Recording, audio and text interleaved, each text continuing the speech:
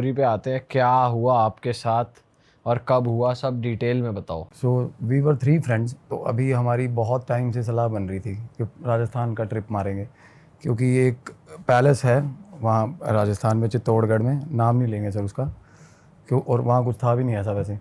तो उसका मतलब आउट ऑफ द ब्लू जाके नाम आता है, जो मतलब एक्सट्रीम हॉन्टेड प्लेसेस में, जैसे कुछ तो लीडिंग हॉन्टेड प्लेसेस होगी राजस्थान की, कुलधरा हो गया, भानगढ़ हो गया, बट वो पैलेस और जो जिसकी प्रॉपर्टी है वो चाहते भी नहीं प्रेफरेबली कि नाम इतना ज़्यादा इसका हो, क्योंकि अभी उसका कुछ ऑक्शन वगैरह चल रहा है उस प्रॉपर्टी का।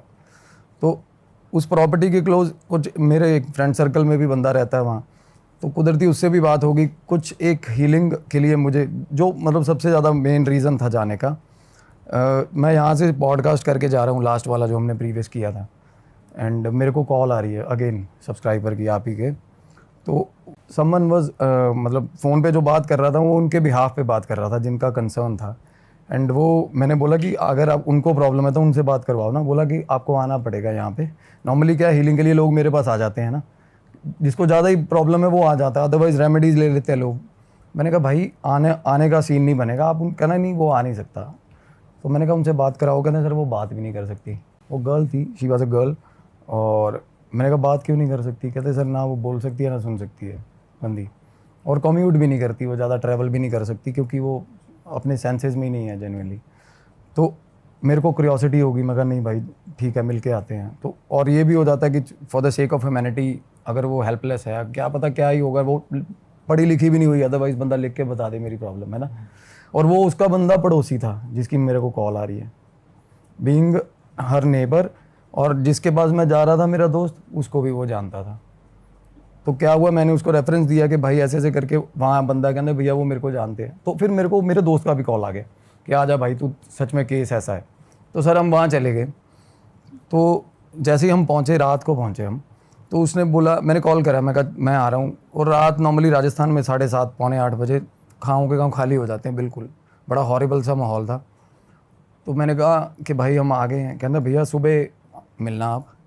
और एट दैट टाइम मेरा ट्रिप ये प्लान था कि चल आज रात रुक जाएंगे, प्रॉबेबली कल शाम को निकल जाएंगे। मैंने कहा भाई कल सुबह मैं तेरे को कॉल करूँगा, और अगर फंस गए दोपहर हो गई तो मेरे बाकी के काम नहीं हो पाएंगे, अभी हैं 5-7 घंटे। कहते नहीं उसके फादर आ गए होंगे घर पे। फादर आ गए होंगे, फादर का क्या सीन है? कहते नहीं फादर को इन्वॉल्व नहीं कर रहे हम इसमें। मैंने कहा ठीक है भाई। तो थोड़ी देर बाद सर मेरे दोस्त ने उस लड़के को कॉल करके बुला लिया अपने पास कि तू आ जा। हमने उसको बुला लिया, वो आया, उसने बताया, कहता है भाई मैं नॉर्मली सुबह काम पे जा रहा होता हूँ, शाम को आ रहा होता हूँ ना, तो पिछले घर की पिछली खिड़की पे ना चुन्नियों से बांधा होता है इस लड़की को। अच्छा।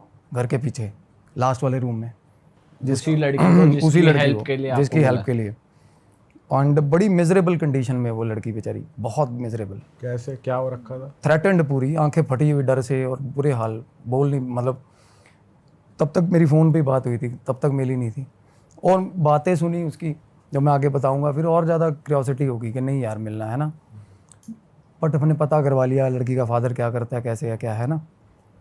तो at that time there wasn't anything fishy, कुछ भी नहीं था, बस ये था कि पता करवाना है क्या प्रॉब्लम है, इसको बोल नहीं पाती। मैंने कहा भाई फिर स्पीच थेरेपी वाला बुलाता मैं पहले ही, है ना, क्योंकि मतलब मैं इसको कैसे समझूंगा, डिफ़िकल्ट है मेरे लिए समझना। अगर आपको समझ नहीं आ रही, बीइंग अ नेबर, इतना टाइम आप रह रहे हो उसके साथ। कहते नहीं वो बताएगी आपको, बता देगी, वो बताएगी पर आपको। ऐसा भी है, क्योंकि वो बता नहीं रही थी, पड़ोस में नहीं बता रही थी।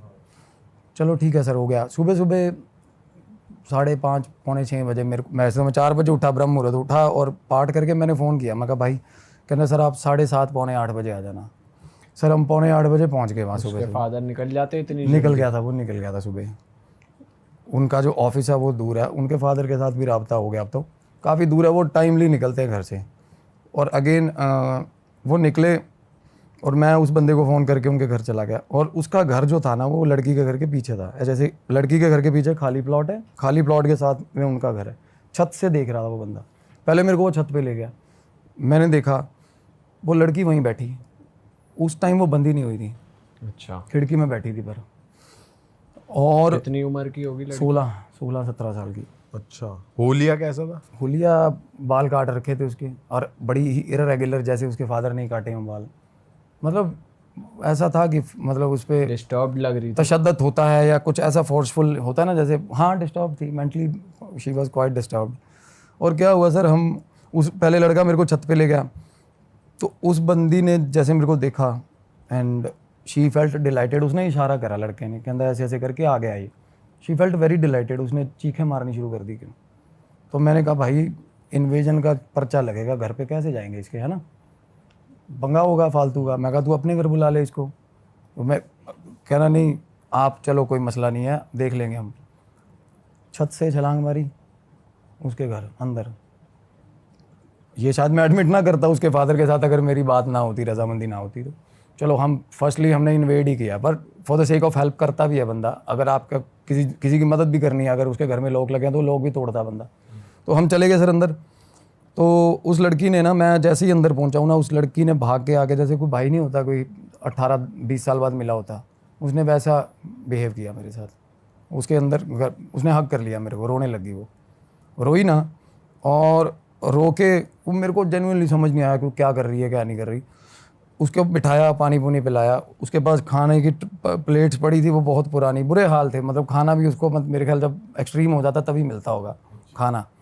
तो मैंने उसको बोला, कहते मोहल्ले के लोग भाई खिड़की से ही फेंक देते हैं, कभी कुरकुरे फेंक दे, कभी चिप्स फेंक दिए, बट जानने की कोशिश, किसी से बात नहीं करती। वो लड़का उसकी एज का था, प्रॉबेबली 2-3 साल बड़ा होगा, इसलिए उससे बात कर रही थी। वो किसी से भी बात नहीं करती, वो क्लू ही नहीं है कोई। तो मेरे को बात समझ नहीं आ रही। मैंने कहा भाई तू मेरे को टाइम दे, मैं ना बुलाता हूँ, कोई अरेंज करता हूँ स्पीच थेरेपी वाला बंदा जो कुछ समझ पाए। और कुदरती सर स्कूल था पास ही में, जैसे डेफ एंड डम स्कूल होता है ना, वहाँ से थी एक शास्त्री जी थे, बड़े अच्छे, बहुत अच्छे थे। उनको पहले तो हमने बुलाया फ़ोन करके, तो उन्होंने पैसे बोले, बट जब उन्होंने देखी कंडीशन तो उन्होंने कहा कुछ नहीं लूँगा मैं। तो वो आ गए, उन्होंने और मैं उनको देख रहा हूँ, मुझे क्यूरियोसिटी हो रही है कि क्या मतलब क्या सुन रहे हैं। वो लड़की बोल रही है, इशारा कर रही है, और वो साइन लैंग्वेज बोल रही है।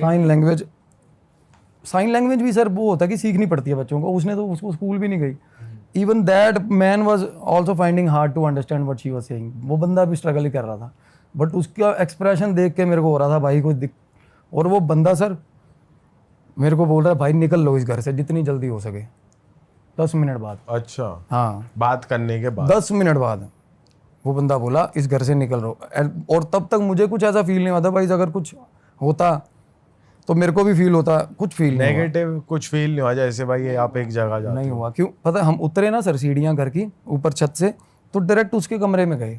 अगर क्या है ना, नॉर्मली जाते हैं ना अगर सर घर को चेक करने, तो चक्कर मारना है ना सारे घर में, और नॉर्मली जहाँ पे होता है सस्पिशियस कॉर्नर वहाँ जाके पाठ करना, ध्यान करना पड़ता है। तो हम तो उसके कमरे में ही थे सीधा। तो वो बंदा बोला भाई टाइम मत लगाओ, मिनट लगाओ, निकलो इस घर से। मैंने कहा क्या दिक्कत है। तो फिर तब मैं बाहर निकला, चल घर से बाहर निकला। साथ में ही कमरा था, निकल के साथ में कमरा था, सामने उसके फादर उसके आंगन में ही दीवान टाइप बेड लगा हुआ। मतलब पता चलता है कि ये बंदा वहीं से रूटीन कैरी कर रहा है, उसका सामान वान वही बड़ा हुआ। और वैसे उस लड़की का कमरा कैसा था? बिल्कुल मतलब कबर्ड्स तो थी ही नहीं, दीवारें ही थी, 4 दीवारें थी, और एक टेबल लगा हुआ टूटा हुआ, एक कुर्सी लगी हुई है। कुर्सी वो बैठती नहीं, वो नीचे बैठती है खिड़की के पास, खिड़की बनी हुई है ना उसके नीचे बैठती है वो। कोई चादर नहीं है कमरे में, कुछ नहीं है, और सारा कमरा गंदा, मतलब कब खाने पीने की चीज़ें पड़ी हुई हैं। हाँ, और 10-10 के नोट, 20-20 के नोट, 50 के नोट, 500 के नोट पड़े हुए हैं जमीन पे ही। हाँ ज़मीन पे ही रुल रहे पैसे, हाथ ही नहीं लगाती पैसों को, उसको क्या मतलब बात। तो क्या हुआ सर, उसके बाद ना जब मेरे को थोड़ा लगा कि फिशी है, मैं बाहर निकला हूँ घर से। मेरे को जैसे ही कमरे के बाहर निकला ना, मेरे को एकदम से ऐसे लगा जैसे किसी ने छाती पे खींच के लात मारी है मेरे। अच्छा, बिल्कुल, मैं भगवान को साक्षी मान के बोल रहा हूँ ये चीज़। हाँ बोलो। अभी तक उन्होंने आपको ये नहीं बताया कि क्या कुछ नहीं कम्युनिकेट बताया। किया है, बस ये बोला था कि निकल जाना। अभी तक बिल्कुल इतना हुआ है। हाँ। और तब तक ना जब आप निकले तब लात पड़ी? कमरे से बाहर निकलते ही, कमरे से बाहर निकला हूँ मैं, और ऐसा लगा कि किसी ने छाती में लात मारी है मेरे। और मेरा दोस्त था अंदर, और तब मेरे मन में ये था कि देखूं क्या चीज़ है, मेरे ये नहीं था कि निकलना है मुझे घर से। तो मैंने दोस्त को बोला, मैं कहा भाई ऐसे ऐसे करके ना दबाव है, दिक्कत है यहाँ पे, है ना। तो अब आई गई, अब पड़ोसी है, नॉर्मली उसको पता होना चाहिए आइडली चीज़। मैंने कहा भाई यहाँ पे कुछ दिक्कत, कहता भाई ऐसा तो कुछ नहीं है यहाँ पे। वो बंदा बोल रहा है, कहता सर मैं निकलता हूँ फिर, है ना, और मैं कहा भाई बात तो बता दो क्या है शास्त्री जी बात। अच्छा, वो कह रहा है मैं जा रहा हूँ, वो तो बिल्कुल जिसने आपको बुलाया। वो तो सर आते ही पैर छोड़ गया था बंदा। बात 2 बातें उसने बैं बैं करी लड़की ने, पैर बंदा डर गया था। अच्छा, वो बोल रही थी कुछ पता नहीं क्या, और वो बंदा मैंने कहता बाहर आके बात करो, नुक्कड़ पे आके बात कर लो घर की। अच्छा, वो बंदा बोल उसको भी भाई एक बार थोड़ा एज थे काफ़ी, मुश्किल करके निकाला उनके। वो मैं कहा आप उसके घर बैठ जाओ, लड़के के, जिस लड़के के घर से हम आए थे। कहना चलो वहाँ आ जाओ। हम उधर, मैं बाहर निकला हूँ ना, जब सीढ़ियाँ चढ़ रहा था मेरे को ऐसा लग रहा पीछे से पकड़ रहा कोई मेरे को, अच्छा, पीछे से पकड़ पकड़ के अंदर घसीट रहा मेरे को ऐसा, मतलब सीढ़ियाँ चढ़ के हम बाहर जा रहे थे तो। और उसके बाद अजीब सा डर लगना शुरू हुआ कि भाई निकल इस जगह से निकल जा, है ना। और वो लड़की नीचे खड़ी थी, वो हंसने लगी तब पीछे देख के हमें, जब हम सीढ़ियाँ चढ़ रहे थे। वो बाहर आके ना रूम से ऊपर मुँह करके हंसने लगी कि मतलब उसका ये था जेस्चर कि तुम भी जा रहे हो, बस नहीं हो गया फट गई ऐसा, मतलब समझ रहे हो। तो मेरे मन में ये था नहीं यार भाई पता करवाएंगे क्या मसला है ना। हम साथ वाले के घर में, वो बंदा ना कुदरती वो उस रेंज से बाहर होना चाह रहा था, जो भाई था शास्त्री जी थे जो, वो उधर फांद के दीवार निकल गए और बोले भाई आत्मा है इस घर के अंदर और बहुत गलत। और लड़की, मैं कहा लड़की क्या बोल रही है? कहता लड़की ये बोल रही है कि दीदी खड़ी है तेरे पीछे। उस बंदे को बोल रही है शास्त्री जी को, हाँ दीदी खड़ी है तेरे पीछे। अच्छा, इतनी बात हुई। मैंने कहा यार, मैंने उस लड़के को बोला, मैं कहा भाई क्या? कहता यार इसको तो कोई दिक्कत ही नहीं है, इसकी बहन मरे 7-8 साल हो गए। कहता इसकी बहन थी एक, हाँ, इसी लड़की की। इसी लड़की की। अब वहाँ से बात मतलब लूप हो गया, लूप मिल गया कि भाई ये दिक्कत है। तो क्या होता है ना, एंटिटी की अगर आपको आइडिया हो जाए या उसका नाम पता चल जाए तो आप उसको लोकेट भी कर सकते हो, तो आप उसको सप्रेस भी कर सकते हो, डरा भी सकते हो। अगर अदरवाइज आपको पता नहीं है ना तो पकड़ लेगी, बहुत तंग करेगी वो। तो नाम अगर पता होता है तो चीज़ें बहुत कंट्रोल में हो जाती हैं। तो चलो थोड़ा होमवर्क हो गया। उसके बाद घर में जाने से फटे पूरे वाली, ठीक है। और लड़की पीछे खिड़की में आके हमें आवाज़ें लगाने लगी। अच्छा, वही लड़की। और आवाज़ें कैसी लगा रही है सर? कैसी? जो बंदी बोली नहीं कभी, और वो बंदा भी हैरान छत पे खड़ा जो मेरे साथ, कहता ये क्या? वो नाम लेके आवाज़ें लगा रही है उस बंदे का, शास्त्री का या दोस्त का? आप दोस्त का, पड़ोसी का। अच्छा, मतलब थोड़ा फंबल करके बट नाम लेके आवाज़ें लगा रही है उसका। आजा आजा। उसका नाम बोल रही थी, जैसे कि दीपक नाम लगा लो, दीपक ऐसे ऐसे कर रही है अच्छा, प्रॉपर सही साउंड मतलब। और तब उसकी आंखें मतलब लड़की की, पर मेरे को उतना पता चलता है, चलो तब पता चल गया कि पोजेशन है भाई, कुछ ना कुछ पोजेशन है अंदर किसी तरह का, और लड़की में ही है। और एंटिटी ट्रांसफॉर्म कर रही है, बाहर निकल रही है, अंदर आ रही है, बाहर निकल रही है, अंदर आ रही है, ऐसा हाल है। और ऐसा उस केसेस में होता है जब थोड़ा आप उनके घर का तो पितर ही है, उसकी तो बहन ही है ना। और मतलब जब होता है कि कुछ सोल है, जैसे मदर की सोल है, वो शील्ड करना चाहती है ना जैसे अपनी फैमिली को, उस तरीके का अच्छा, ये तब होता है। और जब अगर मतलब पूरा मजबूर हो के अपनी बात समझानी ही है तब बोल भी पड़ रहा है बंदा। वो गूंगा बहरा जो कभी बोला नहीं है वो बोल भी रहा है, देख लो। और तब मेरे को हुआ कि मैं कहा भाई चला जा। वो लड़का बोला नहीं मैं नहीं जा रहा, कहना जिसका नाम लिया था। मैं और मेरा दोस्त आ गए, हम घर पे अंदर आ गए जी। वो वापस उस लड़की आगे सर आगे, मैं कहा बोलेगी, अब बोलेगी ये नॉर्मली क्या आपका है, दोस्त नहीं डरा वैसे? नहीं जिसका डरता, सारा क्रैक है वो, अच्छा। क्रैक है वो। तो उसको क्या ना, इग्नोरेंट है, उसको जिसको समझ नहीं आती वो जिंदाबाद है, उसको कुछ फर्क नहीं पड़ेगा। मेरे को दिख रही है, मेरे को डर लग रहा है, तो वो तो ऐसा दिलेरी चला गया जी, सोनीपत का है वो भी। तो क्या हुआ ना, अंदर बैठ गया, कहना भाई मैं बाहर बैठा हूँ आंगन में। इतना तो कहा बोल, कहना तू अंदर चला जा, मैं बाहर बैठा हूँ। मैं कहा क्यों? कहना कुछ नहीं पता, इसका पहले स्वभाव और था और इब हो रहा है। कहना अब अंदर जाऊँगा ना, कहना कुछ करेगी। उसको ऐसा हो गया, लड़की थोड़ा मतलब लड़की का नेचर एकदम से सडन चेंज आया ना उसमें। बट उनमें से किसी को भी अब वो फील नहीं हो रहा जो आपको हो रहा था, पीछे खींचना या तब तक फील नहीं हो चेस्ट रहा, वाला? हाँ तब तक फील नहीं हो रहा, मेरे को फील हो बस रहा, आपको हो रहा हाँ। था, ठीक। तो मैं अंदर गया हूँ, वो लड़की मेरे को कह रही है डीडी डीडी डीडी डीडी करने लगी। मैं कहा कहाँ है दीदी, कहाँ है? उस कमरे के अंदर। तब तो नहीं थी, 2 मिनट बाद कमरे के अंदर एग्जिस्टेंस फील होगी। जैसे ही मैं कमरे में गया, कमरे में घुसा ना, मेरा दोस्त आंगन में बैठा, थोड़ा दूर है आंगन, वो डीडी जैसे आवाज़ें लगा रही हो। और उसके बाद सर मेरे को ऐसा लगा पीछे कोई आ गया, और तब ऐसी फटी।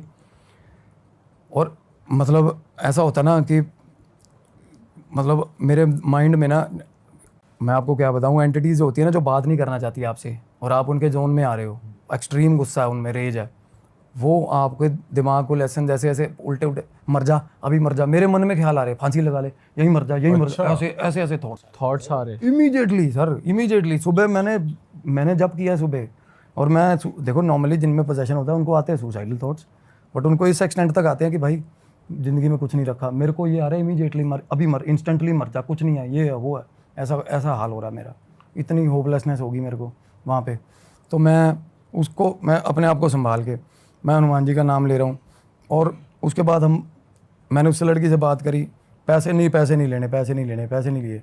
मैंने कहा मेरे को बताने की कोशिश, बताओ। मैं वो सुन भी नहीं सकती, मसला ये है। यहाँ पर भाई ऐसा नहीं हो सकता, जैसे मान लो, सॉरी मैं कट कर रहा हूँ आपको, कि जैसे अब आपको मालूम पड़ा कोई तो दीदी है, अब आपके अंदर जाने वो दीदी कर रही है, तो आपको शायद साइकोलॉजिकली लग रहा हो, कुछ हिट कर रहा हो, ऐसा हो सकता है? होता है, बिल्कुल होता है, ऐसा होता है।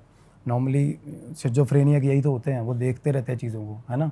अब एक पॉजिटिव एनवायरनमेंट में ले जाके बिठा दिया शिज़ोफ्रेनिया का मरीज़, आप भी उनके साथ बैठे हो, तो उसके दिमाग के अकॉर्डिंगली तो सामने रेलवे स्टेशन भी पैदा कर लेता है। वो होता है सिचुएशंस, अगर जिनका वही सामने वाला बंदा भी फील कर सकता है, आपको भी तो हो सकता है कि हिट कर रहा हो। हाँ, मैं सबसे पहले स्केप्टिकली सोचता हूँ सर कि मैं इमेजिनेशन है, क्योंकि इतना ज़्यादा ये चीज़ें करके सबसे पहले मन मानने को करता ही नहीं, ऐसा लगता नहीं। पर जब आपको दबाव पड़ रहा हो ना सर, और भगवान ना करे वो किसी को फील हो, गंदा प्रेशर होता है, ऐसा लगता है अंदर से दांत मार रहा है कोई। जब उस टाइम पे मेरे को ऐसा लग रहा था, अंदर से दांत नहीं वो मार रहा कोई, चुभ रहा है, कोई चीज़ चुभ रही है। तो और बाहर निकल जा रहे हो, 1 सेकंड में ठीक हो रहे हो आप, देख रहे हो कि वो अपनी टेरिटरी प्रिजर्व करके रख रही है एंटिटी, कि भाई यहाँ मत आ, तू यहाँ से बाहर निकल ले, है ना, यहाँ से बाहर। और रीज़न देखो, आपको रीज़न बताऊंगा ना, it will blue your mind, आप कहोगे यार कमाल होगी। हाँ, तो क्या हुआ सर, मेरे को बातें ही नहीं समझ आई, मैं समझ गया उसकी बातें, तब किसी चीज़ का हल नहीं निकला, बाहर आ गया। बाहर आया, मैंने दोस्त को बोला, मैं कहा यार चीज़ ना, मगर इसको बाहर नहीं निकाल सकते यहाँ से हीलिंग के लिए, जब करने का मन नहीं कर रहा। सबसे बड़ा साइन मैं ये मानता हूँ, भगवान का नाम मुंह पे नहीं आ रहा मेरा बीज मंत्र जो मेरे गुरुजी ने दिया, वो मुंह पे नहीं आ रहा, वहाँ पे याद ही नहीं आ रहा साला 3 अक्षर का मंत्र याद नहीं आ रहा मेरे को वहाँ, इतना दबाव। और ये हुआ है अभी मेरे एक और केस के साथ हुआ है, करनाल में एक लेडी है, उसके घर में उसका 6 महीने का बच्चा है, हस्बैंड छोड़ के चला गया कहीं, 6 महीने से वो बंदी अपने घर है जब से पैदा हुआ बच्चा, और अजीब एंटिटी उसको तंग कर रही है। उसको परसों मैंने मंत्र दिया है, परसों, और रिकॉर्ड किया उसने मंत्र, और कहती 108 के रैप भी मार लिए। इमीडिएटली 10 मिनट बाद कहती मेरा बच्चा वियर्ड बिहेव करने लग गया और मेरे को मंत्र भूल गया सर। मैं कहा तूने रिकॉर्ड की थी कॉल? कहती रिकॉर्डिंग ही नहीं है उसमें। और चलो पहले इस पे वापस आते हैं। मैं बीच में वैसे बता रहा हूँ, ये चीज़ें हो जाती हैं, भूल जाती हैं। तो मैं सोच रहा हूँ भाई मेरे को जब करते हुए 11 साल हो गए ये मंत्र बोलते हुए, यार बीज मंत्र है। तो मेरे को तब मैं बाहर निकला हूँ ना, 1 मिनट में याद आ गया मंत्र। तो हम बाहर निकले, हम अपने प्लेस पे आ गए। तो मैंने कहा यार कि अब ये लड़की के थ्रू पता चलेगी नहीं बात। लड़के को आज आइडिया पता चला कि ऐसे ऐसे करके घर की लड़की की एंटिटी, और वो बोल रहा कुछ नहीं, उसकी बहन थी, 7 साल पहले डेथ हुई थी उसकी। और राजस्थान जैसे उस गांव, पर्टिकुलर गांव जैसे एरिया में ना बात इतनी निकलती भी नहीं, साला कोई मर मुर जाए ना, इतना मसला नहीं, पुलिस आई पैसे दे दिए, कुछ भी जो भी हुआ होगा। तो मैं दिमाग में आया कि इसके बाप को अप्रोच करते हैं यार, है ना। तो दोस्त को बोला, कहना मैं तो कपड़े ही यार 1 दिन के लेके आया हूँ। मैं कहा भाई कपड़े नहीं ले लेंगे यार, रुकते हैं यार, है ना कि लड़की की ना हालत ख़राब है, अगर मतलब दिक्कत है, उसको हेल्प की ज़रूरत है। तो रुक गए। तो रात को सर, शाम की बात है, शाम 5:30 पौने 6 बजे ना, मैंने उस लड़के को फ़ोन करा। मैंने कहा भाई ऐसे ऐसे करके दीपक, कि उसका फादर कब आएगा? कहता भाई 7:30 बजे। नौकरी कहाँ करता है? बोला LIC में नौकरी करता है। मैं कहा कौन सी ब्रांच है? कहता फलानी ब्रांच है। निकाली गाड़ी, चले गए। हुलिया कैसा है? उसने फ़ोटो भेज दी मेरे को, चले गए जी, नाम पता चल गया। वहाँ गए, वहाँ बाहर गार्ड बैठा था, गार्ड को पूछा, कहता निकल गए। तो मैंने कहा कि जाते कैसे है? कहते यहाँ से 2 चौक आगे तक पैदल जाता है, वहाँ से रिक्शा करेगा वो। तो मैं कितना टाइम होगा, 10-15 मिनट हो गए निकले हुए। फ़ोटो हाथ में लेकर ढूंढ रहे सर उनको हम, राजस्थान में।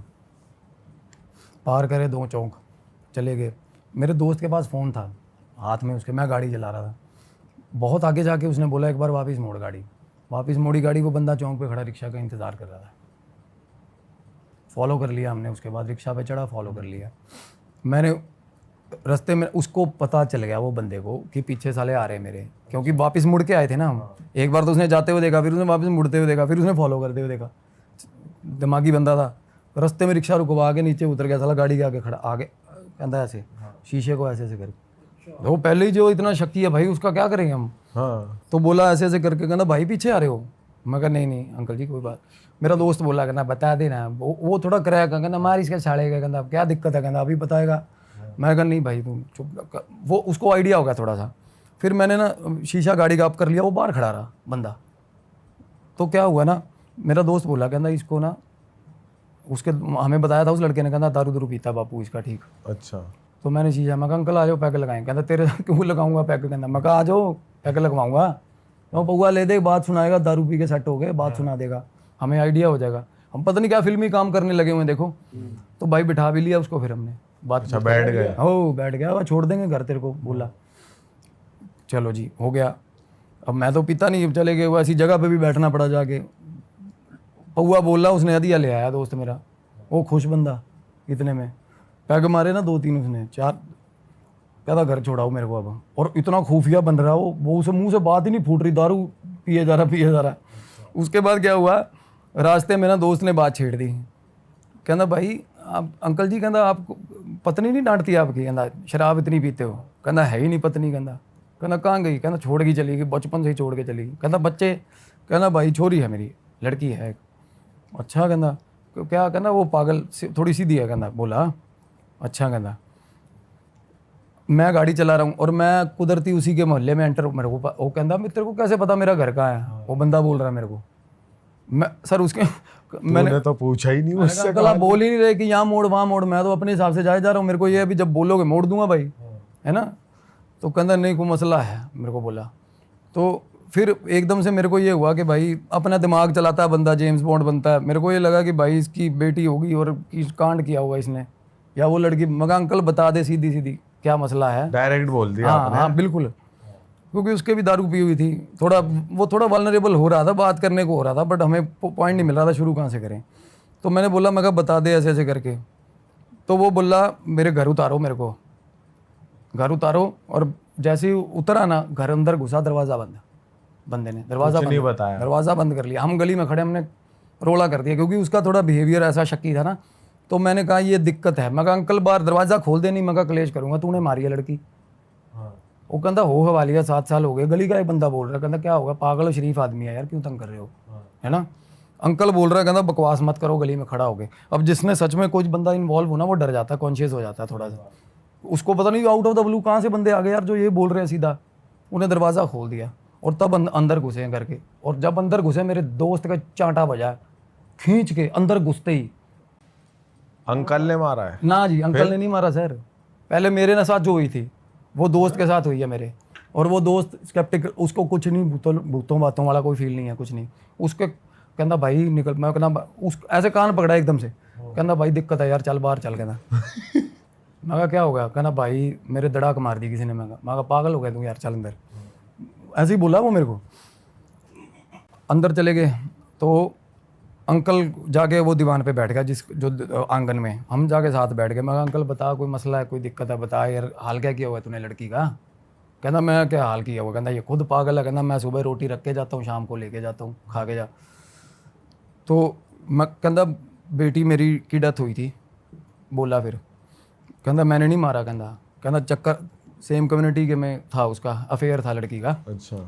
और सेम कम्युनिटी में होने के कारण फादर ने ना वैसे नहीं इतना ज़्यादा ग्रिप नहीं था उसको अपनी बच्ची पे कि मारे पीटे या छुड़वा ले। बस उसको थोड़ा स्कोल्ड करता रहता था बार बार कि बात तो नहीं करता, उसको चेकआउट करता था, फ़ोन देख लिया ये लड़की ना तंग हो गई थी उसके बिहेवियर से। और वो छोटी बहन को, और थोड़ी बहुत उसमें कहते तब ठीक थी ये लड़की मेरी छोटी वाली। तो एक छोटी बहन को बोल के ना कि मेरा नहीं मन नहीं लगता, मैं मरूंगी, फलाना ये वो। तो कहती छोटी बहन ने अपने फादर को अपने तरीके से समझा ही दिया। तो उस दिन उसने पीटा उस लड़की को, बहुत मारा, फ़ोन खोस लिया। उसके बाद सर वो लड़की ने शाम को सुसाइड कर लिया। अच्छा। अब ये बात उसके बाप के मुंह से बाहर निकली है, देखो सिर्फ, है ना। गांव में पता नहीं है किसी को, नेबर को भी क्लू नहीं है। सुसाइड उस लड़की ने कर लिया। और उसके बाद अब देखो सल्फास खाया उसने, या गोली जो भी नशे, वो जो होती है जहर वाली गोली खाई। हुआ क्या, उसके बाप ने, या पता नहीं, कह रहा मेरे को नहीं लगता था इसने खाई होगी। अब उसका बाप कल्प्रिट कहाँ था, उसने बचाया नहीं उसको, वो तड़पती रही, लेके नहीं गया कहीं, लेके नहीं गया, गालियाँ देता रहा उसको और रोने लग गया। बात करता करता वो रोने लग गया, कहता मेरे को ये थोड़ा सा, मेरे को ये बोली कि मैंने जहर खा लिया, मेरे को लगा मजाक कर रही है। या ये भी हो सकता है फॉर द टाइम दैट लगा कि भाई जिंदा रहेगी, शादी करेगी, मेरी बदनामी कराएगी। वो बंदा मतलब फॉर द टाइमिंग वो ये ऐसा हो गया कि मरने दे, होता है ना एक बार ऐसा हो जाता है, मरने दे। इतनी बात हुई, हमें पता चल, लड़की की स्टोरी पता चल, अंदर बैठी थी वो लड़की, हंसने लगी ऊंची ऊंची, वो जो लड़की थी दूसरी, छोटी कहता वाली। हाँ बिल्कुल। फिर बोला अंकल, कहता इसलिए बांधता हूँ भाई इसको, कहता अब उसकी भी मजबूरी है, मोहल्ले वालों को ये नहीं पता वो उसको मारती है बाप को, हाँ, और अच्छा। ठीक पीटती है अपने बाप को भाई। अच्छा। उसके बाप ने मेरे को निशान दिखाए नाखूनों के और ताज़े। अच्छा, या तो हो ना कि बंदा कुछ भी कोई स्कार दिखा दे कि भाई इसने मारा था, कहता ये तो, कहता ये हाल है। बंदे ने कफ ऊपर करा, खोदा पड़ा था बंदा, जगह जगह से खोदा पड़ा था, ठीक है। और हमें ये होगा कि यार अब किसका कसूर है, क्या हेल्प की ज़रूरत किसको है। मैंने कहा इसका ना, इसको ले जाओ कहीं, कम से कम मेहंदीपुर तो ले जाओ। कहता ले जा के दिखा दो, उसका बाप बोला। कहता इस घर से बाहर ले जा के दिखा दो इसको। अच्छा, हाँ, कहता मैं आपके, कहता सारी उम्र ना, कहता जूती में पानी पी लूँगा, इसको इस घर से बाहर निकाल के दिखा दो लड़की को। बंदा ऐसे बोल रहा, देख लो। बताओ। कहता गुलामी कर जाऊंगा तेरी सारी उम्र, इसको घर से बाहर निकाल दे, जा मान जा। मैं कहा कोई नहीं जाएगी ये बाहर। कहता भाई जोर लगा ले, कहता मेरे को बोला। तो मैं अपने दोस्त के मुंह को देख रहा हूँ, वो मेरे मुंह की तरफ देख रहा है। चलो सर हम वहाँ से निकले, मैं कहा चलो अंकल ध्यान रखो इसका। तो मैं लड़की ने कुछ नहीं किया उसके बाद, बस हंसी है। मैं बताता हूँ ना, जब हम कॉरिडोर के अंदर आए, मतलब निकलते निकलते बाहर आए ना, अंदर से बिल्कुल सही सही ज़बान में आवाज़ मारी यार मेरे नाम की, मेरा नाम लेके आवाज़ नॉर्मली? अरे बिल्कुल नॉर्मली सर, मेरा नाम लेके आवाज़ मारी है भाई अंदर से। उसका बाप बोला जाओ जाओ जाओ जाओ जाओ, कोई बात नहीं कोई बात नहीं, कहता ठीक है। हम बाहर आ गए, मैं सिर खुजला रहा हूँ, मैं कहा यार ये सीन क्या बन रहा है साला हमारे साथ। चलो हम आ गए रूम पे। तो रात को ध्यान लगाया मैंने, और उसके बाद मैंने नींद आ गई, थोड़ा सो गया। जैसे ही सोया मैं, चालू हुआ सपना, इंसिडेंट चालू प्रॉपर, मतलब सही। और उसका बाप और वो बंदी दोनों प्रॉपर, बहन और जो मर चुकी है, जो मर चुकी है, और उसका फादर, बहस हो रही है उनमें, गंदी वाली बहस हो रही है। और उसके बाप ने बाल पकड़े हुए, लड़की के बाल पकड़े हुए हैं, और उसको लेके बाहर आया आंगन में। मैंने वो जगह तो देखो मैंने देख ली थी। तो आंगन में लेके आया और ना मुक्के मार मार के, ऐसे पीठ पे मुक्के मार मार के उसको उल्टियाँ करवा रहा है। उसने पहले भी अटेम्प्ट किया था। ये देखो अब अंदर के घर की स्टोरी है। मैं देखो ये आपको सपने में आ रही है? सपने में आ रही है ये चीज़। अरे वो मैनिफेस्टेशन, अरे वो लड़की सर, जो मैंने देखो एंटिटी जो करवाना चाहती है ना, वो जैसे होता है वो आसपास हमारे पास, अगर कोई एकदम से अजीब शक्ल भी आती है ना, तो वो आसपास ही होती हैं चीज़ें, वो मैनिपुलेशन होता है एक तरह का। तो उसने दिखाया कि मेरे बाप ने भी मेरे पे तशद्दुद किया, ठीक मेरे को मारा। अगर मेरी बहन मैं आके मैं अपने बाप को मार रही हूँ तो, समझ रहे हो। पर उसके बाद ना क्या हुआ, एकदम से चीख चिंगाड़ा मचने लग गया। और घर के अंदर मेरे को सपना आया, फ्लैशेस हुए हैं, घर के अंदर दरी टाट बिछ के, जो नीचे की दरी होती है, और चल रहा है वो संस्कार क्या होता है सारा क्रियाक्रम, हाँ सब रो रहे हैं, ऐसा चल रहा है। और बाप आगे बैठा हुआ है। और अब मैंने उस लड़की को देखा नहीं ना, उसकी कहीं फोटो थी सर। देखो अब मैं या तो कहूँ, मैं स्केप्टिकल होके मैं ये बोलूँ कि भाई देखो, जो चीज़ हमने, सपना भी उसी का आता है जो चीज़ हमने देखी होती है, तो सपना कई बार भी हो जाता है ना। और मैंने उस लड़की की शक्ल तक नहीं देखी यार। तो भाई वो बाप जहाँ बैठा उसके आगे उसकी लड़की की फ़ोटो लगी हुई है। मेरे सपने में फ़ोटो आ गई लड़की की यार, प्रॉपर फ़ोटो आई। ये सबसे ज़्यादा मेरे को डरा रही है चीज़, ये सबसे ज़्यादा। उसकी फ़ोटो देख ली मैंने सपने में, बंदी की, और घर के अंदर फ़ोटो तक नहीं, पहले देखी थी आपने? नहीं देखी, यही तो कह रहा हूँ ना। आप ये देखो यार, मैंने उसकी फ़ोटो नहीं देखी हुई सपने में। और मैंने अगले दिन जाके ना अंकल को फ़ोन करा सुबह, तो मैं अंकल पहले फ़ोटो दिखाया यार लड़की की। जब मैंने फ़ोटो देखी, मेरे पैर तले ज़मीन निकल गई यार। मैं कहा यार यही बंदी यार, ऐसा कैसे हो सकता है, मतलब इतना ज़्यादा इंटरवेंशन कैसा हो सकता है, मतलब इतनी ज़्यादा। और वो एंटिटी, आपको पता है इस टाइम क्या हो रहा है वैसे, अगर हम वर्चुअल वर्ल्ड, वो पास घूम रही है मेरे उस टाइम, सारा टाइम पास घूम रही है। अच्छा, हाँ जी। और उसके बाद ना उसका बाप बोला, कहता मैं खुद कहता जब इसने मेरे को मारा था एक बार, तो कहता मेरे गिलास मारा था इसने कांच का सिर में। कहता मैं खुद, होता ना कि पुलिस स्टेशन जाके साला खुद जाके सरेंडर कर दूँ, मैंने मारी थी लड़की, मेरी जेल करवा दो, ऐसा हाल हो गया था। कहता पर भाई ये जाने नहीं देती। उसके बाप के साथ तो प्रॉपर बात ही करती है ना वो लड़की में आके उसकी। कहती मेरी छोटी बहन रुल जाएगी, तू कहीं नहीं जाएगा, अपने बाप को बचा रही है वो। और इसी चक्कर में हमें वो घर में नहीं घुसने दे रही थी, मान रहे हो, कि इसके मेरे बाप को जेल ना करवा दे कहीं, और मेरी बहन ना रुल जाए। उसको बहन के साथ अपने में बहुत मोह है, पर ये नहीं पता उसकी लाइफ ख़राब कर रही है। देख रहे हो, इन्वेजन्स उसकी बहन के साथ हो रहे हैं, पागल वो हो रही है दिनों दिन। सपना आपको वहीं तक दिखा था कि सपना तो वही दिखा था, मतलब उसने एग्जिस्टेंस दिखाया था ना अपना। उसके बाप ने अगले दिन बोला, कहना भाई ये, कहना ना तो ये यहाँ से बाहर जाने देगी इसको इलाज कराने के लिए, ना मेरे को जेल जाने देगी। कहना और जिसको, कहना आपको जिसको बोलना हो ना, उस दिन आप गली में खड़े होकर बोल रहे थे जेल ले जाऊंगा, कहना मेरे को पूरा यकीन है, कहना आप थाने जाके ना आपकी जुबान ही थतला जाएगी, गूंगे हो जाओगे, कहना साला। कहना ये जेल होने ही नहीं देगी मेरे को। कहना मैंने खुद कोशिश की है 20 बार, कहना साला जाके सरेंडर कर दूँ ना, अपने ऊपर ले लूँ मर्डर कि मैंने मारी है जी, पर कहना ये रुल जाएगी पीछे से।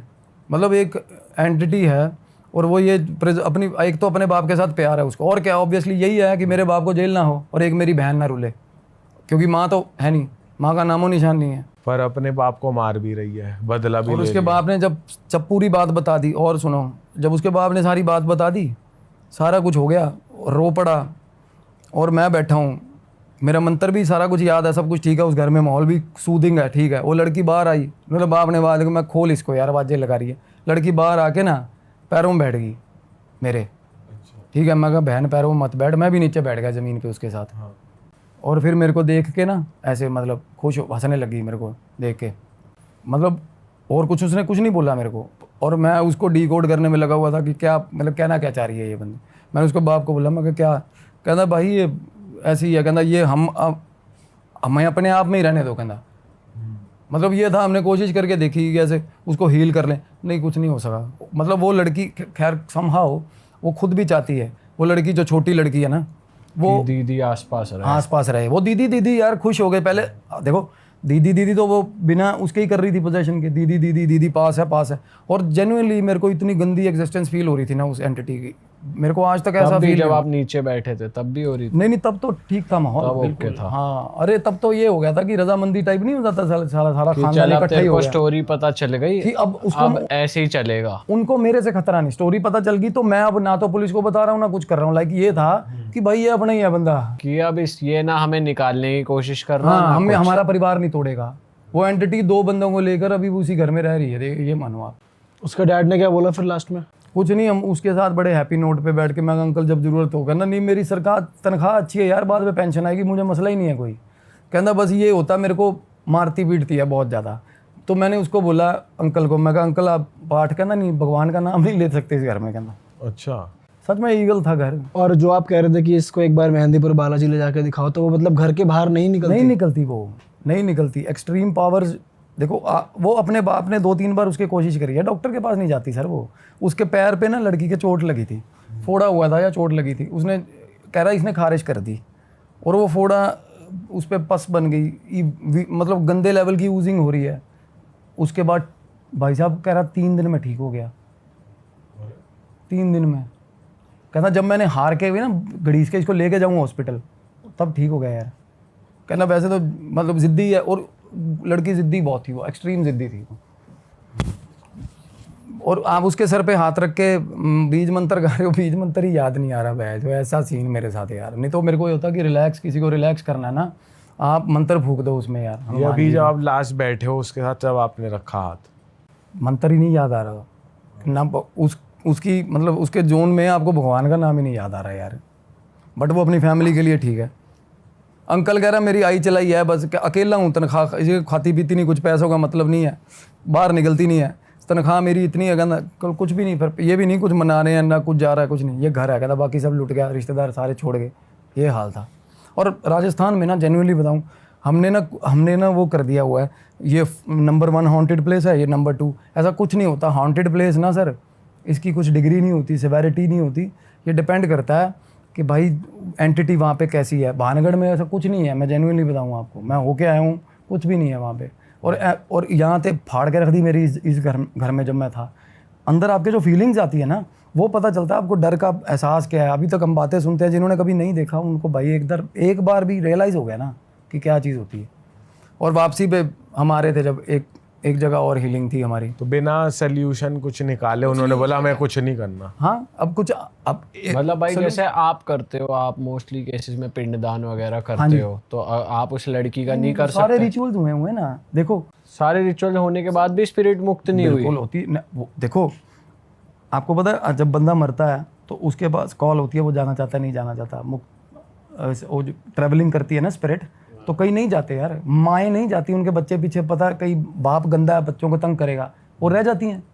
उनको ये नहीं पता होता कि वो कुछ कर नहीं पाएंगी, घर खराब करेंगी और ज़्यादा। मोह होता है ना, ये होता ही ये चीज़।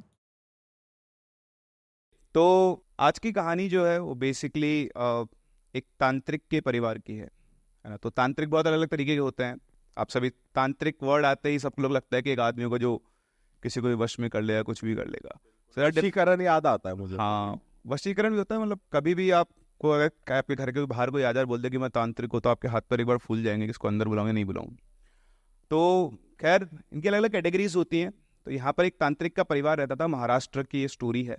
और ये एक परिवार था, इनकी पीढ़ियों तक मतलब सब लोग तांत्रिक क्रिया करते थे। तो इनके फादर जो एक लड़की निर्मला, और जिसके साथ ये सब इंसिडेंट हुआ, जिसकी फैमिली के अंदर सब इंसिडेंट हुआ, तो इनके जो फादर थे वो भी एक बहुत अच्छे सिद्ध तांत्रिक थे। उनके दादाजी थे वो भी एक बहुत पहुंचे हुए तांत्रिक थे। ये किसी से कोई पैसा चार्ज नहीं करते थे चीज़ों को ठीक करने का। आसपास के एरियाज़ में कहीं दूर भी जाना हो तो जाते थे। लेकिन इन लोग की एक खास आदत थी कि कहीं भी गए और कुछ भी उनको मिला, कोई एंटिटी वगैरह मिली, तो उसको बांध के अपने साथ ले आते थे।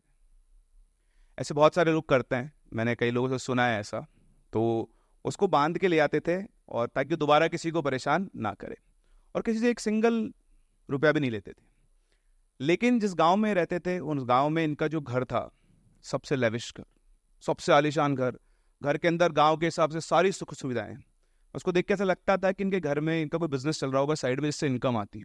इनका रेंट आ रहा है, ये लग रहा हो। हाँ, तो अब रेंट कहाँ से आ रहा था, कहाँ से, तो किसी को नहीं पता। लेकिन गांव वाले ही बोलते थे कि इन लोगों ने कुछ ना कुछ चीज़ें बांध ली है जिससे ये पैसा कमाते हैं कोई ना कोई तरीके से, उस तरीके। तो ये चल रही थी, इनकी लाइफ बढ़िया चलती थी। तो इनकी फैमिली के अंदर ये 2 लोग थे, दोनों तांत्रिक थे, बाप बेटा। उनके 4 बच्चे थे, 1 लड़का और 3 लड़कियां।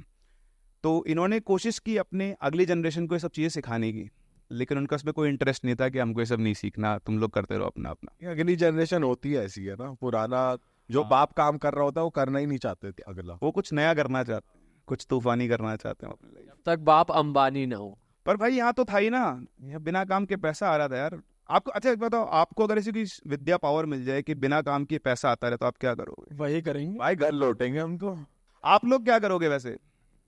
अगर आप लोगों को मैं एक ऐसी विद्या ऐसा कुछ सिखा दूं, इससे बस बैठा है घर पे आराम से ऐसे ऑर्डर देना है ना, अपन कहते हैं ना जेप्टो करते हैं, पैसा ले आओ, 50,000 की गड्डी लेकर आओ, घूमने जाना है, शॉपिंग पे जाना है, आप लोग ट्राई करोगे? स्टोरी सुन लो फिर देखते हैं। सो द पॉइंट इज कि उनके पास ये सब कुछ था। अभी ये जो लड़की थी निर्मला, इसका अपने पड़ोस के एक लड़के से अफेयर चल रहा था, उसका नाम था रमेश। रमेश को इनकी पूरी फैमिली के बारे में सब कुछ पता था, क्योंकि निर्मला जो थी उसको बताया करती थी चीज़ें। तो उसने कई बार उससे पूछा भी था, उसने बताया भी था कि बाबा मतलब दादाजी और पापा दोनों जब भी कहीं बाहर जाते हैं तो वो कुछ ना कुछ आते हैं सीधे घर में, किसी से कोई बात नहीं करते। और हमारे घर के अंदर एक कमरा है, तो कमरा ऐसे एक कमरा, फिर उसके अंदर एक और कमरा, और उसके अंदर एक और छोटा सा कमरा है, करीबन 7 बाई 8 का, 50-60 स्क्वायर फीट का, जिसके अंदर सिर्फ 2 आदमी आराम से बैठ सकते हैं। तो वो जब भी आते हैं वो सीधा उस कमरे के अंदर जाते हैं, आधे 1 घंटे से पहले बाहर नहीं निकलते। तो उसने पूछा कि इस कमरे में है क्या? तो बोले मेरे को तो नहीं पता, लेकिन एक बार मैंने अपनी मम्मी से पूछा था, तो इन्होंने मम्मी ने बताया कि बेटा ये अपने घर का एक बहुत बड़ा राज है। हमारा ये जो घर चल रहा है, हम जो भी कुछ कर रहे हैं, हमारी ज़िंदगी चल रही है, वो सब उसी कमरे से चलती है। तुम्हारे पापा तुम्हारे बाबा जब भी कोई चीज़ करके आते हैं, किसी का इलाज करके आते हैं, तो वो चीज़ों को वहीं पे बांध के रखते हैं। पर ये बात तो किसी को मत बताना। अब इंसान प्यार में हो, राज ना बताए तो ऐसा हो ही नहीं सकता। थोड़ा वैसा सा कमरा लग रहा है जैसे कॉन्जरिंग में एड एंड लॉरेन का कमरा नहीं था, जहाँ पे वो गोश्त सारे एक साथ रख। हाँ एग्जैक्ट ऐसा कुछ ये वाकई में रियल में होता है ऐसा। मतलब आप लोग शायद विश्वास नहीं करोगे, बट मतलब मेरे को एक है हमारे जानकार भैया, उन्होंने बताया था कि उनके साथ काम करते थे, वो लेकर आते थे अपने घर में चीज़ों को। तो ऐसे होता है, कई लोग लेकर आते हैं, उनसे अलग अलग काम करवाते। तो ये भी वही फैमिली थी, बड़े किसी को नुकसान नहीं करती थी।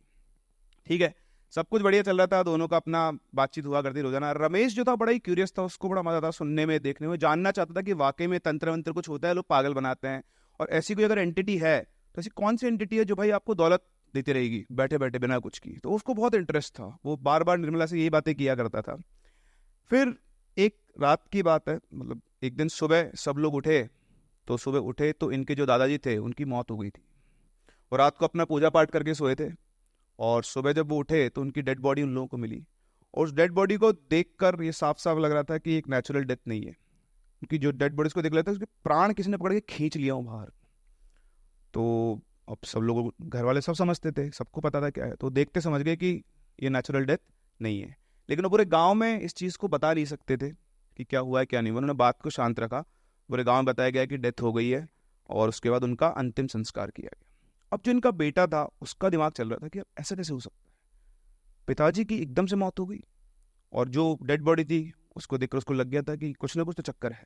तो उसने बहुत उसने साधना की, रात को बैठकर पूजा की, लेकिन उसको कोई हिंट ही नहीं मिल रहा था कि क्या हुआ क्या नहीं हुआ। तो फिर उसने सोचा कि अब मुझे दूसरा रास्ता अपनाना पड़ेगा। तो कुछ दिनों बाद अमावस्या थी, तो उसने अमावस्या का वेट किया, और उससे एक रात पहले अपनी फैमिली से बोलता है कि सुनो तुम लोग, एक काम कर, तो बच्चों को लेके मायके चले जा, मुझे पता करना है कि पिताजी की मौत कैसे हुई है, और दूसरा अपने परिवार के ऊपर कोई खतरा तो नहीं है। वो समझ गए, बोले ठीक है। वो गए, अगले दिन वो अपना सारा सामान लेकर आया और अपने वो कमरे में बंद कर लिया। और कमरे में बंद करने के बाद उसके पास जितनी एंटिटीज बंधी हुई थी सबको एक एक को बुला बुला कर वो इन्वेस्टिगेट कर रहा था कि आखिर मेरे पिताजी की मौत कैसे हुई। उसको पता ही नहीं चल पा रहा था, कोई जवाब देने में था ही नहीं, कोई बता नहीं पा रहा था। फिर उसने अल्टीमेटली लास्ट में अपने पिताजी को बुलाया, उनसे संपर्क स्थापित किया और उनसे पूछा कि क्या हुआ आपके साथ एकदम से। तो उन्होंने बताया कि कई साल पहले मैं एक एंटिटी को पकड़ के लेकर आया था और मैंने उसको बांध दिया था, और कई सालों से वो बंधा हुआ था। तो बनते बनते वो बहुत ज़्यादा फियर्स हो गया था, बहुत ज़्यादा उसकी शक्तियाँ बहुत ज़्यादा बढ़ गई थी, और पता नहीं कैसे वो एकदम से आज़ाद हो गया। तो जैसे वो आज़ाद हुआ रात को, तो मैंने उसको पकड़ने की कोशिश की दोबारा, लेकिन अब मुझ में इतनी, क्योंकि वो बूढ़े हो चुके थे, कि मुझ में इतनी शक्ति नहीं थी, और मैं तुझे बताता इतना उसने मुझे समय नहीं दिया। तो उसने बोला कि अब मैं तेरे पूरे परिवार को ख़त्म कर दूंगा। तो उन्होंने बोला उससे कि भाई मेरे परिवार को मत ख़त्म कर, तू बोल तेरा दुश्मनी मुझसे, तो एक काम कर, अपन दोनों अपने बीच में सौदा कर लेते हैं कि तू मुझे मार दे लेकिन मेरे परिवार को बख्श देना। तो उसने बोला ठीक है। उसने उसको मार दिया, और मारने के बाद जो हुआ सबके सामने था। तो उसने बोला कि कौन थी एंटिटी? बोलते वो एक कच्चा कलवा था। कौन था? कच्चा कलवा। आप लोग जानते हो कच्चा कलवा? ये क्या मतलब होती कैसे, बनता कैसे है एक भूत शायद कच्चा? आप में से कई लोगों को नहीं पता कि मेरे दादाजी भी तांत्रिक रहे हुए, ज्योतिषन तांत्रिक, आई होप हाँ कई लोगों ने सुना होगा। तो उन्होंने मुझे बताया था, मैंने उनके साथ बात की थी एक बार, एक पॉडकास्ट किया छोटा सा, तो उनसे बात की थी। तो उन्होंने बताया था कि कच्चे कलवे में क्या करते हैं लोग, जैसे अब तो नहीं होता ये सब तंत्र, पहले हुआ करता था बहुत ज़्यादा, क्योंकि अब तो बहुत सारे लोग होते हैं। तो एक छोटा बच्चा जिसकी एज 2 महीने 4 महीने 5 महीने या 1 साल से कम हो, उसकी जब डेथ हो जाती है तो उसको जनरली दफनाया जाता है। तो वो लोग रैकी करते हैं पूरी कि कहाँ दफनाया गया कहाँ नहीं, और जब सब चले जाते हैं उसके बाद वो उसकी बॉडी को निकालते हैं, उसको नहलाते हैं बढ़िया से, अपने घर में लेकर आता है, वो उसको बिठाता है कोने के अंदर, और फिर उसके अंदर मंत्र फूंकते हैं। जब मंत्र फूंकते हैं, साधना करते हैं पूरी प्रॉपर, उसके अंदर बॉडी के अंदर मूवमेंट आने लग जाते हैं। वो मूवमेंट आने के बाद उन्हें बेसिकली एक तरह से कुछ सिद्धि करते हैं, और उसको उसकी बॉडी के अंदर लेकर आते हैं एनर्जी को, और फिर वो एनर्जी आके उनसे बोलती है कि बताओ क्या काम है। एक तरह की उनका काम करती हो, जो भी आप उससे करवाना चाहते हो। तो उन्होंने मुझे बताया था कि ऐसे इस तरह से को सिद्ध करते हैं, और फिर उसके बाद आपको जो काम करवाना है वो करवाओ। लेकिन ये बहुत, एक तो ये बच्चा है, वो बॉडी एक्चुअली जिंदा हो जाती है, ऐसा होता है या फिर कैसे होता है? कहते हुए कि बॉडी के अंदर मूवमेंट आते हैं, तो क्लियर हो गया कि आपने समय, शायद इंडिकेशन होगा कि बॉडी के अंदर अगर मूवमेंट आ गया तो आपका वो एंटिटी सिद्ध हो गई। उसके बाद तो बॉडी का क्या करते हैं पता नहीं, तो ये लेकिन एनर्जी किसी और की होती है, कोई और एंटिटी होती है, फिर वो बच्चा ही होता है? कोई और एंटिटी होती है, बच्चा नहीं, तो बच्चा इज द मीडियम। अच्छा, वैसे तो मांगती भी है ये वापस की, जैसे मुझे कुछ फायदा लेना है इससे? बता रहा हूँ, वो उसका बहुत सिंपल है। बच्चा क्या मांगेगा? बच्चे की एनर्जी है। टॉफी तो आजकल किंडर जॉय चल रहा है। हाँ भाई, ये बहुत सही था, लेकिन मैंने एक्सपेक्ट नहीं किया था टॉफी आएगी बीच में। तो बहुत अनकंट्रोलेबल होता है। तो जिससे काम करवा लेते हैं ना, तो बोलते हैं और काम दो, बताओ अब और क्या करना है। तो ऐसे कहते हैं कि डंडा लगा देते हैं, और उसको बोलते हैं डंडे पे ऊपर नीचे घूमता रहे, कि अगर उसे वो काम नहीं दिया तो जिसने उसको सिद्ध किया उसको भी खा जाएगा। इतना फियर्स होता है वो, इतनी अनकंट्रोलेबल एनर्जी होती है। अच्छा, एक चीज और, अगर जैसे मान लो उन्होंने सिद्ध कर लिया उसको, कोई तांत्रिक अगर सिद्ध करता है तो अगर किसी को कंट्रोल कर लिया तो उसको, अगर वो उसके ऊपर हावी होता है उल्टा, तो उसको भी तो वो कंट्रोल कर ही सकता है। ऑब्वियसली ऑब्वियसली आवाज तो होनी चाहिए उसके पास। लेकिन जब एज होती है ना, एक टाइम होता है और एक लगातार आप इंटरेक्ट कर रहे हो, कांटेक्ट कर रहे हो या आप अपनी साधना कर रहे हो, तो आपके पास उतनी एनर्जी होती है। धीरे धीरे टाइम के साथ साथ मैं उसको बांध रखा था। आप एक छोटे बच्चे को एक कमरे में बांध दो 10 दिन, फिर देखो कितना खूंखार हो जाता है। समझ रहे हो मेरी बात को? तो उसको कितने सालों से बांध रखा है, एक छोटी सी एंटिटी है वो, और वो उसके पास बहुत एनर्जी थी, वो अनकंट्रोल एनर्जी थी, पर वो बंधी हुई है। तो धीरे धीरे हो सकता है वो और एनर्जी लाता था, उनसे वो एनर्जी लेकर कुछ भी करके। तो एक बहुत फियर्स एंटिटीज में से एक होती है कच्चा गलवा, मतलब उसको कंट्रोल करना इतना आसान काम नहीं होता। ब्रह्म राक्षस ज्यादा डेंजरस है इससे? ऑब्वियसली ब्रह्म राक्षस को पकड़ना इतना आसान काम नहीं है, वो एक अलग लेवल है, ये एक अलग वो। इसमें तो बिल्कुल रॉ है, आपको जो करना है कर दो, जो भरना है भर दो, जो काम करवाना है वो करवा लो। तो इस तरह से उनकी डेथ का उसको पता लगा कि भाई ये कच्चा गलवा था, और अब उन्होंने ये बताया कि अभी भी गया नहीं है, ये आसपास ही कहीं घूम रहा है और अभी भी खतरा है, क्योंकि बच्चा है, बच्चे की जबान नहीं होती। बच्चे ने कुछ बोल दिया ये नहीं करूंगा उसका तो कर देगा। तो उनको समझ में आ गया कि भाई मेरा परिवार खतरे में है, और पिताजी तो गए, ठीक है। इसके बाद उसने सब कुछ सेटल किया, वापस से अपना परिवार आया अगले दिन, उनको सारी बात बताई, निर्मला को भी बताई, और निर्मला ने ये बात रमेश को बताई। तो इस तरह से इनके बीच में सेटल हुआ कि दादाजी की जो डेथ हुई है वो इस एंटिटी की वजह से हुई है। ठीक है साहब। अब अगले ही दिन वापस से जिनके पिताजी ने पता किया था सब कुछ, नेक्स्ट रात को सब लोग सो रहे थे, अचानक से इनके घर की छत के ऊपर किसी के दौड़ने की आवाज़ नहीं, कोई पैर पटक पटक कर दौड़ रहा हो, और किसी और की हिम्मत तो थी नहीं। तो इनके जो पिताजी थे वो गए ऊपर, वो ऊपर गए, किसी को बताया भी नहीं उन्होंने, वो गए, सब लोग सो रहे थे अपना अपना, उनको आवाज़ आई तो वो ऊपर गए। ऊपर जाकर वो वापस नहीं आए। सुबह जब ये उठे, उठ के छत पे पहुंचे, ढूंढते ढूंढते कि पिताजी कहाँ गए, मतलब घर में कहीं नहीं मिले, तो छत पे टहल रहे होंगे, तो वहाँ पर उनकी डेड बॉडी पड़ी हुई, और उनको देखकर ऐसा लग रहा कि उनको किसी जहरीले कीड़े ने काट लिया, मुंह से झाग निकल रहे थे, पूरा शरीर नीला पड़ा हुआ था। 3-4-5-7 दिन के अंदर ही बाप और बेटे दोनों की मौत हो गई। पूरे घर गांव के अंदर खबर फैल गई कि यार इस तरह से दोनों बाप बेटे की डेथ हो चुकी है। अब सिलसिला तो शायद यही रुक जाना चाहिए था, लेकिन रुका नहीं। इसके बाद एक एक करके इनकी फैमिली के हर मेंबर की 1 साल के अंदर डेथ होना शुरू हुई। कोई बीमारी से मर रहा है, कोई एक्सीडेंट से मर रहा है, और लास्ट में बची निर्मला। निर्मला की तबीयत भी बहुत खराब रही, 1-1.5 महीने से वो बेड पर ही थी। जब उसका लास्ट टाइम आ गया तो उसने रमेश को बुलाया, और रमेश से कहा कि सुनो रमेश, मेरा शायद अंत आ गया है, और मेरी एक इच्छा है, बस तुम वो पूरी कर देना। तो बोलता बताओ तुम्हारी क्या इच्छा है, मैं ज़रूर पूरी करूँगा। तो बोलता तुम मुझे जलाना मत, मेरा अंतिम संस्कार वैसे मत करना, मुझे दुल्हन की तरह कपड़े पहनाना, और पूरा तैयार करके जैसे एक दुल्हन विदा होती है वैसे मुझे विदा, मतलब जलाने की जगह तुम मुझे शमशान ले जाकर दफना देना बस।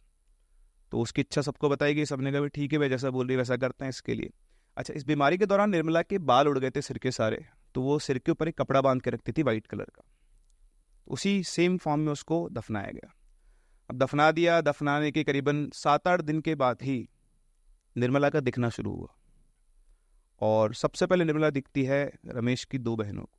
तो रमेश की 2 बहनें थी, एक का नाम था सीमा और एक का नाम था उर्मिला। ऐसे ही रमेश का एक दोस्त था विमल, जुआ केसरी वाला नहीं तो उसका एक दोस्त था विमल। तो विमल जो था वो इसका बहुत अच्छा फ्रेंड था, इसके सब चीज़ों में रहता था, और उसकी भी 2 सिस्टर्स थी। तो इन्होंने क्या किया, एक दिन ये रमेश की बहन और उसकी बहन, दोनों फैमिली टर्म्स थे बहुत अच्छे, तो दोनों मार्केट जा रही थी। तो मार्केट जो रास्ता था उसमें वही शमशान पड़ता था जहाँ पर उसको दफनाया गया था। तो जब वो वापस आ रही थी, मई का टाइम था, दिन के शायद 4 या 5 बज रहे होंगे, जब वो वापस आ रही थी तो आते आते एकदम से जो सीमा थी वो शमशान वाली साइड थी, और जो उसकी सिस्टर थी, दोस्त की सिस्टर, वो इस तरफ थी, प्रिया नाम था उसका। तो वो दोनों चलते चलते आ रहे थे, तभी अचानक से उसको बहुत तेज ठंड लगती है, बहुत ज़्यादा तेज ठंड लगती है, वो कांपने लगती है बुरी तरह से। उसको कांपता हुआ देखकर प्रिया बोलती क्या हुआ तेरे को, तो कुछ बोल ही नहीं पा रही थी। वो देखती है शमशान है पास में, पकड़ती है उसको, लेकर जाती है घर के पास। जैसे वो शमशान की बाउंड्री क्रॉस करता है बिल्कुल नॉर्मल सी हो जाती है वापस से। उसने पूछा क्या हुआ तुझे, तो बोलती कि यार मेरे को बहुत तेज ठंड लग रही थी उस टाइम पर। तो बोलते ठंड लग रही थी, ठीक है कोई बात नहीं, नॉर्मल हो गई। घर पहुंची आराम से, खाना वाना खाया दोनों ने। रात को एकदम से सीमा को बहुत तेज बुखार आया, बहुत ज़्यादा तेज बुखार, बिल्कुल तप रही थी वो, और बिल्कुल निढाल हो चुकी थी। बुखार आने के 5-10 मिनट के अंदर से जान ही नहीं उसके शरीर के अंदर। तो घर वाले घबरा गए उसको देखकर, तो उन्होंने बोला कि इसको हॉस्पिटल लेके चलते हैं। तो गांव था तो ऑटो बुलाया गया हॉस्पिटल के लिए। तो ऑटो का इंतजार उसके पिताजी बाहर खड़े होकर कर रहे थे।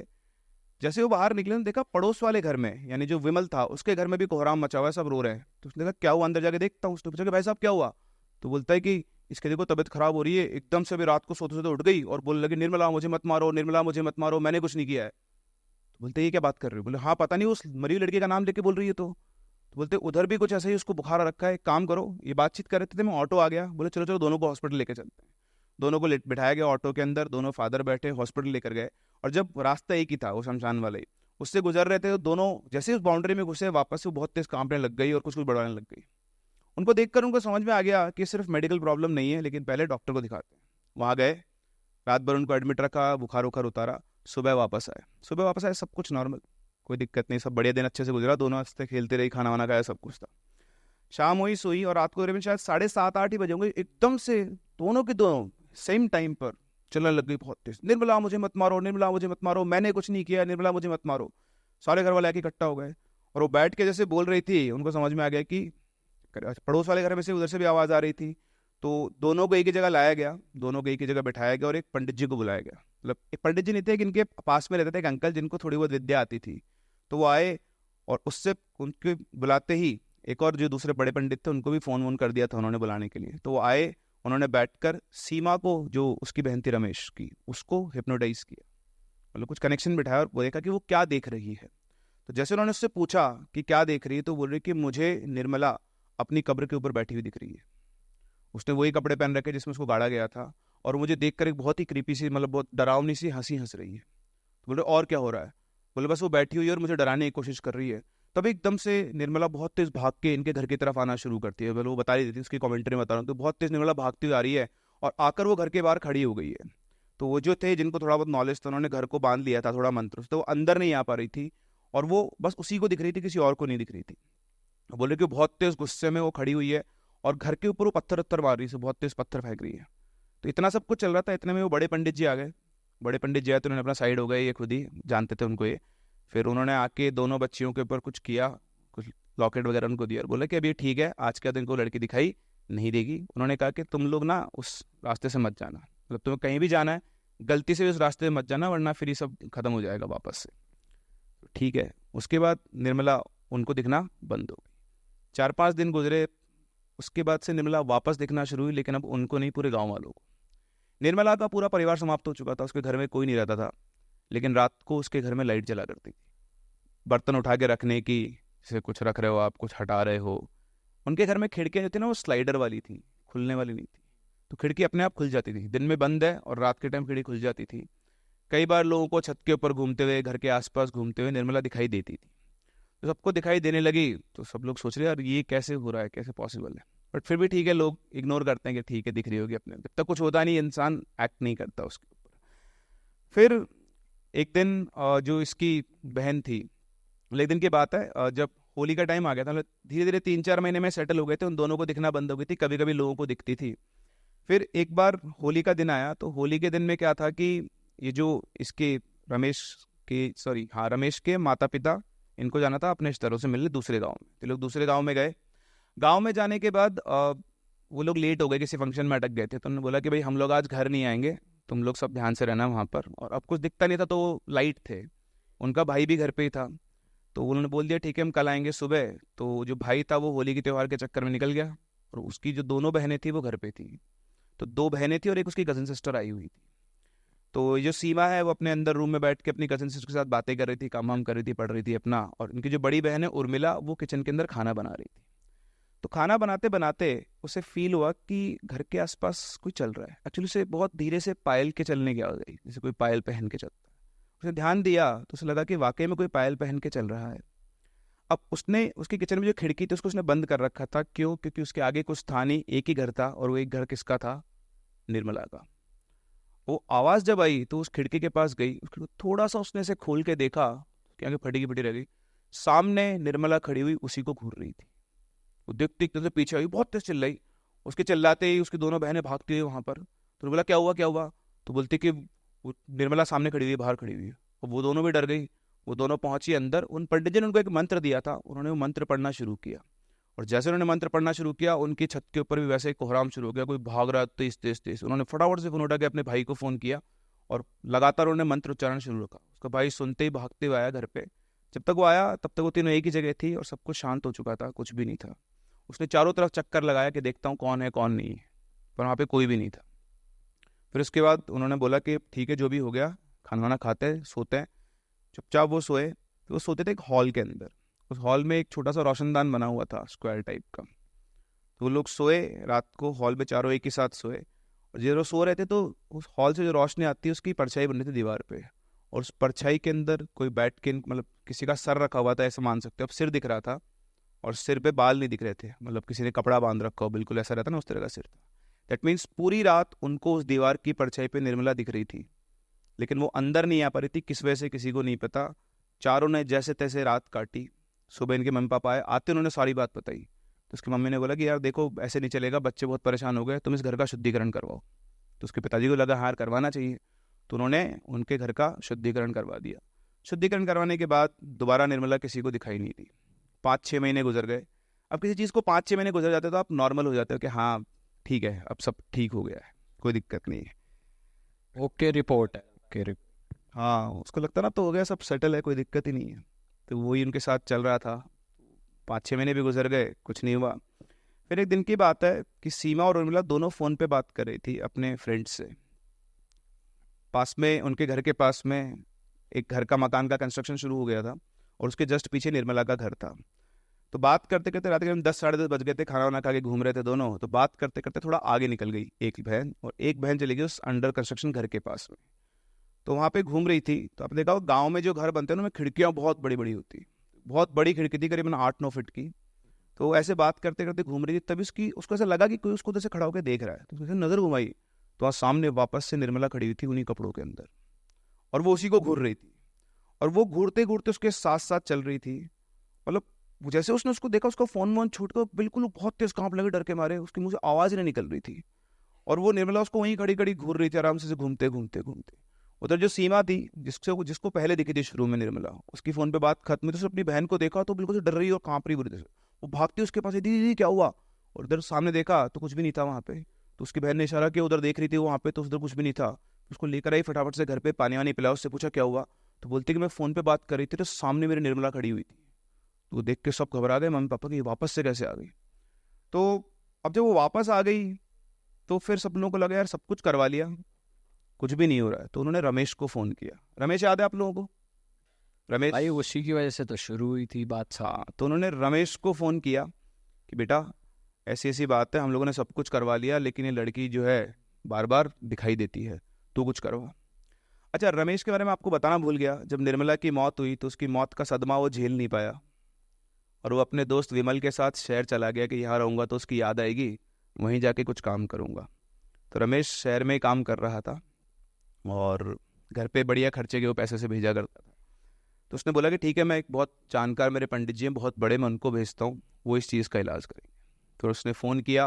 अगले दिन पंडित जी आए तो उसने बोला पंडित जी कि पंडित जी ऐसी ऐसी बात है और वो वाला घर है, आप जाके देखो उसमें क्या दिक्कत है। ठीक है, मैं आ नहीं पाऊँगा, मैं थोड़ा काम से मैं बिज़ी हूँ, पर आप जो भी हो मेरे को बताना, मैं फ़ोन पे ही हूँ। तो फ़ोन पे बात करते करते ही पंडित जी वहाँ अंदर पहुँचे। अंदर पहुँचने के बाद उन्होंने चीज़ों का, अच्छा उनके साथ साथ उनके फादर मदर, रमेश के फादर मदर, 2-4 लोग और थे, सब लोग साथ में गए। पंडित जी के साथ उनके चेले भी थे। अंदर पहुँच के उन्होंने देखा कि अंदर घुसते उन्होंने बोला कि इस घर में कुछ ना कुछ तो गड़बड़ है। तो उसने बताया रमेश ने कि ये घर तांत्रिक का है और वो ऐसे ऐसे करके कुछ एंटिटीज़ को बांध के रखते थे और उसी से वो पैसा कमाते थे, तो सारा कुछ वो है। तो उन्होंने बोला हाँ लग भी ऐसा रहा है, लेकिन ऐसा लग रहा है यहाँ पे किसी ने कुछ खोल दिया है। तो उसने बोला हाँ उनकी मौत हुई थी तब ऐसा कुछ हुआ होगा, मेरे को बताया था निर्मला ने। बोला हाँ लग तो रहा है, चलो ठीक है देखते हैं। वो अंदर पहुँचते हैं, अंदर पूरा छानबीन करते हैं और छानबीन करने के बाद वो उस कमरे में पहुँचते हैं जो वो कमरा था।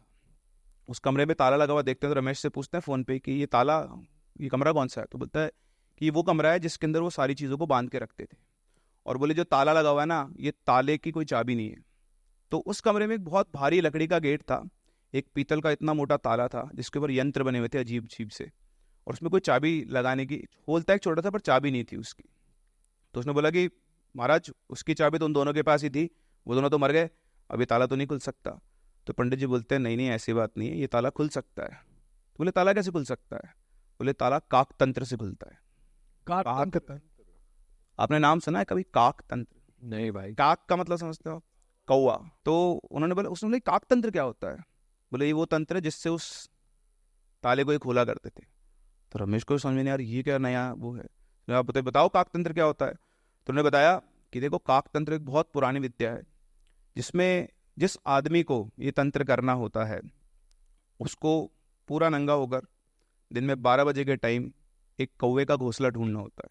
वो कौवे के घोंसले को लाकर, वैसे कौवा, मैं बता दूं आपको, कौवा अपना घोंसला बनाता नहीं, पर जहाँ भी उसने कभी अंडा वंडा दिया हो या कहीं रखा हो, जहाँ पर वो बैठा हो, उस घोंसले को उठाकर लाना होता है।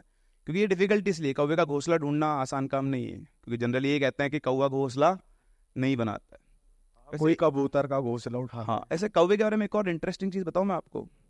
आपने आज तक एक भी कौवे को, सॉरी भाई मैं थोड़ा अंदर चला गया था, आपकी बात को इग्नोर कर गया। नहीं सही है सर, कोई नहीं बात नहीं है सर, वो इग्नोर करने सही लायक है। बात। आप में से किसी ने कौवे को नेचुरली मरते हुए देखा है, बुढ़ा होके? एक ऐसा एक भी इंसान नहीं होगा जिसने कौवे की नेचुरल डेथ देखी होगी। कौवा हमेशा एक्सीडेंट में ही मरता है। कौवे की कहानी है। जितना मैंने सुना, ढूंढा, पता किया है, उसके हिसाब से बता रहा हूँ। आपको शायद ही कोई इंसान ऐसा मिले जो कौवे को नेचुरली मरते हुए देखा हो किसी ने। कौवे का मांस कोई दूसरा जानवर नहीं खाता। आपने कभी कौवे का शिकार करते हुए देखा हो किसी भी दूसरे चील, बाज, गिद्ध, किसी को भी? और हर जानवर का, हर पक्षी का शिकार करते हैं, कौवे का शिकार नहीं करते। कौवे इज वेरी मिस्टीरियस क्रीचर। उसी के हिसाब से वो बनाया गया है। आप लोग के पास जवाब हो तो ज़रूर बताना इस चीज़ का। मुझे तो नहीं मिला, मैंने थोड़ा बहुत ढूंढा था बट मिला नहीं, ज़्यादा डीप में जा नहीं पाया।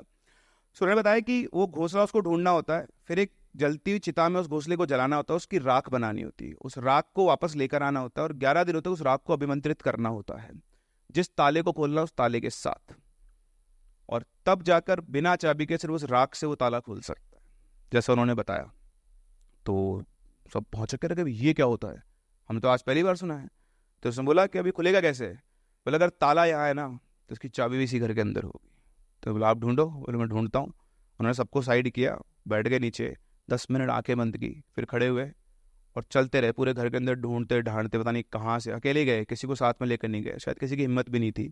एक पोटली उठा कर लाए, उस पोटली को उठाया, उसमें से राख निकाली, उस ताले पर डाली और ताला खुल गया। अब ताला जैसे ही खुला तो अंदर कौन जा सकता है? तो गुरुजी अंदर गए, उनके साथ उनके 3-4 चेले थे, वो अंदर गए, बाकी सब लोग बाहर खड़े रहे।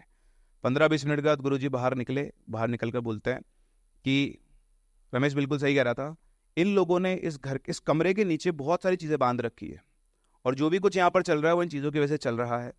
तो इन हर एक चीज़ को मुक्त करना पड़ेगा और घर का शुद्धिकरण करना पड़ेगा, लेकिन खर्चा आएगा बड़ा। तो बोलते कितना खर्चा आएगा? बोले 2.5 लाख रुपये। तो रमेश को फ़ोन मिलाया था कि भाई 2.5 लाख का खर्चा। बोलता कोई चिंता नहीं है, मैं कल ही भेज दूंगा, आप तो काम शुरू करो। ठीक है। अगले दिन पंडित जी आए, वो बैठे, उन्होंने एक एक करके पूरा पूजा की, हर एक एंटिटी को उन्होंने बाहर निकालना शुरू किया।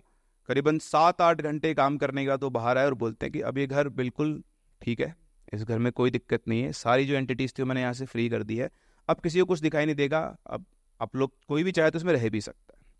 वो दिन है और आज का दिन है, उस घर में कभी कोई दिखाई नहीं दिया, ना निर्मला दिखाई दी, ना कुछ और दिखाई दिया। वो घर आज भी वहीं का वहीं है, ऐसे कैसे एक नॉर्मल घर की तरह है। रमेश कभी दोबारा अभी गांव नहीं आया है, वो एक शहर में अपना रह रहा है। अरे वाह, आपने ये वीडियो यहाँ तक देख ली भाई, तुमने हमारी मेहनत सफल कर दिया, तुम ही लोग हो असली रियल हिट। और अगर आपको बहुत मज़ा आ रहा है ऐसी क्लिप्स में, ऐसी वीडियोस में, तो फटाफट जाइए प्लेलिस्ट पे, बिंज वॉच कीजिए, सारी वीडियोस देख डालो और मौज काटो। दैट इज इट। हम मिलेंगे नए पॉडकास्ट में, नए क्लिप में। Till then bye bye, see you, take care, do subscribe.